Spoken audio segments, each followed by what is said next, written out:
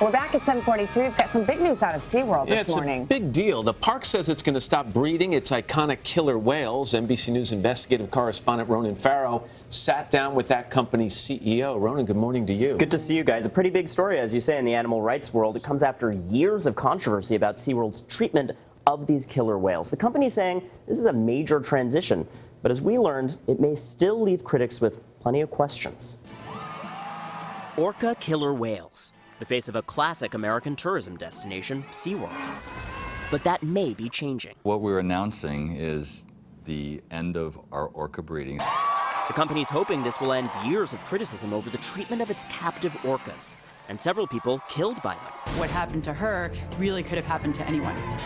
Like trainer Don Brancho's violent drowning by the orca Tilikum in 2010, documented in the film Blackfish. The backlash was intense. The company's stock losing more than half its value since Blackfish was released. Your company spent a lot of time and energy maligning that film, Blackfish, saying it was full of lies.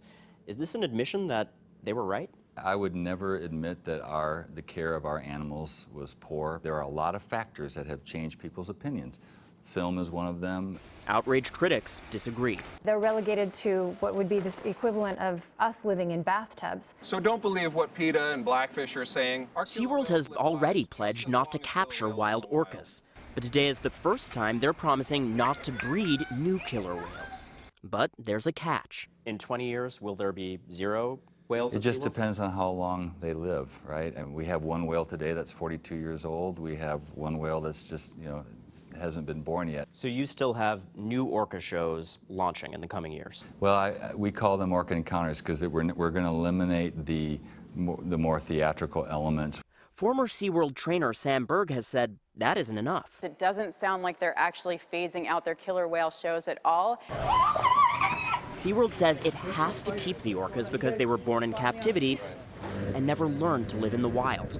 But some animal rights advocates say they could be moved to protected sea sanctuaries. We feel, and we've studied this a lot, we feel it's a very risky environment to do that. SeaWorld is making this announcement with a commitment of millions to conservation and a surprising bedfellow, the Humane Society. There are people who are going to say this isn't enough action. Well, we can't unwind what's happened with those animals who have been in captivity for 30 or 40 years. Still, SeaWorld says it's the end of an era, eventually. How much longer do you foresee SeaWorld having whales in captivity? As long as it takes for this current population to pass on, and that is it. There will be no more new orcas. SeaWorld CEO did tell me you're going to start seeing fewer whales in the marketing, fewer orca plushies in the shops, but for a while, guys, you're going to be able to go there and see these orcas on display in these experiences. Fewer flips, but they're still there. This is like a long-term wind down of this program. Have they kind of predicted out how that's going to impact visitation at the parks? I mean, look, it is the centerpiece of their business. I think that may be one reason why they're taking decades to roll out this change.